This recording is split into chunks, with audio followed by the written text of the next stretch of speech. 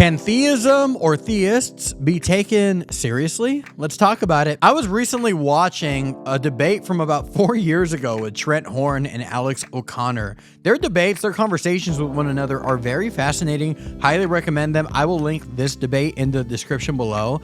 And when I got towards the end and the questions and answers part of it from the audience to them, Alex was asked a question on whether or not theism is respectable or can be taken seriously.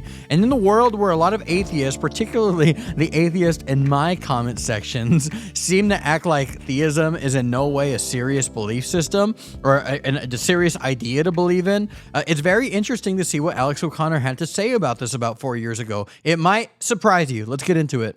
Sure. So this next question is for Alex from David John. He says, have you become more convinced or more doubting of atheistic principles through talking to the likes of William Lane Craig, etc.? Thanks.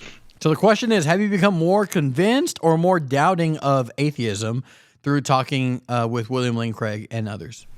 Well, I'd be careful to use words like atheistic principles. I'm not sure such things exist, but I know I understand the grammar of the question, and yes, absolutely, no doubt in my mind whatsoever. Since studying at university, and it's not so much the actual the course itself, but the people I've met, some of my best friends, most of them are religious, and we have these amazing conversations. I've had great luck to speak to people like William Lane Craig, who I have great respect for, and used to be part of the crowd who would kind of just chime in and say, oh, these dishonest apologist charlatans, and I can't believe that it's so obvious that I knew nothing about what I was talking about, and now I Wow, so notice that when he used to call them dishonest apologists for theism, these charlatans, and again, it's so interesting how often that gets used. It gets used against even low losers like me for theism all the time. I get called dishonest. It's like people say the argument that you made for God, I think it's so bad, it's probably evidence of dishonesty on your part. And I'm like, dude, I don't think I'm smart enough to be dishonest.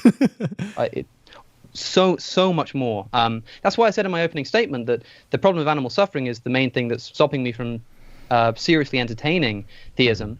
Because if that problem is solved, if I can find a solution for that, then I could very easily see myself becoming religious if I found, a deductive argument that I thought worked. If you could break the symmetry of Plantinga's ontological argument, I'd believe in God like that. It's as simple as that. Like I've come to realize that if the argument is presented and it's presented and it's valid and it's sound, like there's just no escape from that. So that's very fascinating for him to say. And again, yeah, his biggest argument against God, the problem of animal suffering, particularly animal suffering.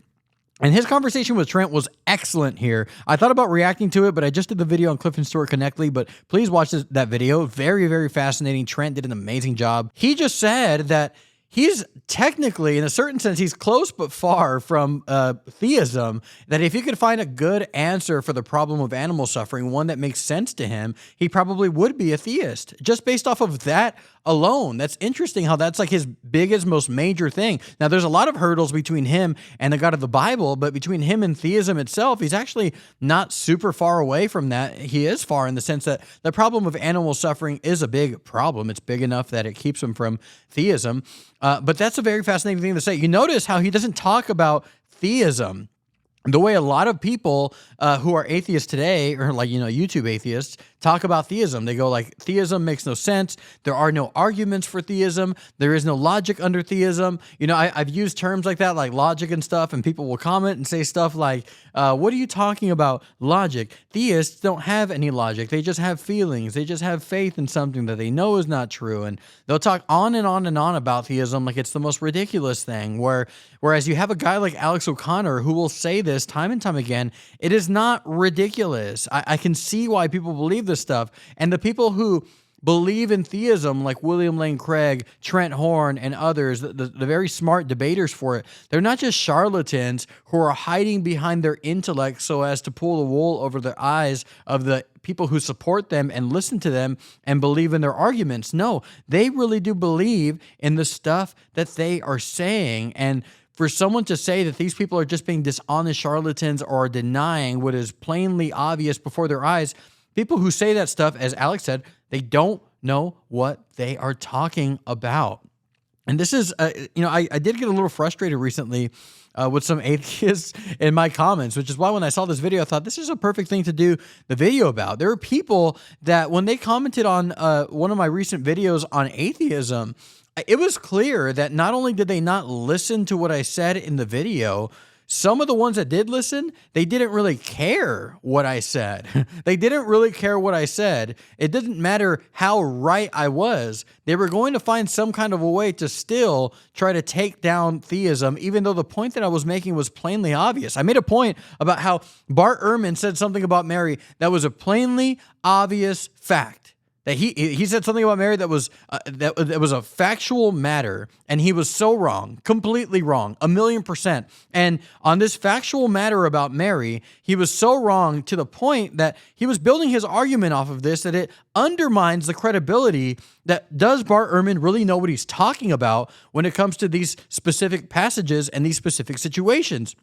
I'm not going to say that Bart Ehrman is just an ignorant man. I'm not going to say that he's dumb. I'm not going to say that he hasn't studied, but there is a point to make about the fact that he was making a major point and was completely and plainly, obviously wrong on a factual matter based off of what the Bible has recorded for you and for me. I made that point in a recent video, and some people commented and said, yes, sure, he was wrong about this, but who cares because theism is dumb.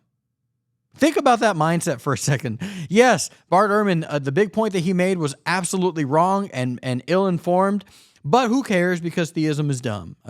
It's impossible, and this is where I was getting frustrated, and I was thinking, I think that some people are just determined, no matter what a theist might say, to not listen. So maybe if you won't listen to me, you will listen to Alex O'Connor saying you should respect theism. You should take theism seriously, and you should look at a theist, and not every theist, of course, but you should look at a lot of theists with a positive mindset and saying these people really do believe what they're saying, but we disagree on these philosophical matters. We disagree on whether or not God exists or whether or not the God of the Bible exists, but to act like they're just charlatans, it's just lazy thinking, it's foolish thinking, and it's very, very ignorant. And again, that's not me saying that. It's Alex O'Connor saying that. I think I have certainly more respect for the arguments that I've been responding to because of conversations with people like Craig, but also I've realized more that if an argument was out there, it could convince me in a heartbeat.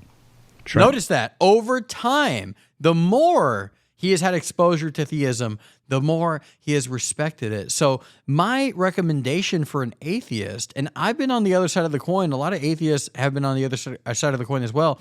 My recommendation, though, if you're an atheist, is familiarize yourself in an honest way, not seeking to debate or to fight directly, but first try to learn about theists' arguments. Listen to them, not to debate them from behind your keyboard, but just listen to them and take it in for a second and take it seriously. And maybe you'll have the same reaction that Alex O'Connor does, which is, I respect that argument. Again, don't take it from me, take it from Alex O'Connor and have some exposure therapy to theism, and perhaps it'll help you to see it in a light that allows you to respect it more easily and to have conversations in better faith than maybe would occur right now. And I would say on this, answering the question, I guess from my perspective, hearing it, I would agree the problem of animal suffering is a difficult one for theists to confront, at least at an emotional level.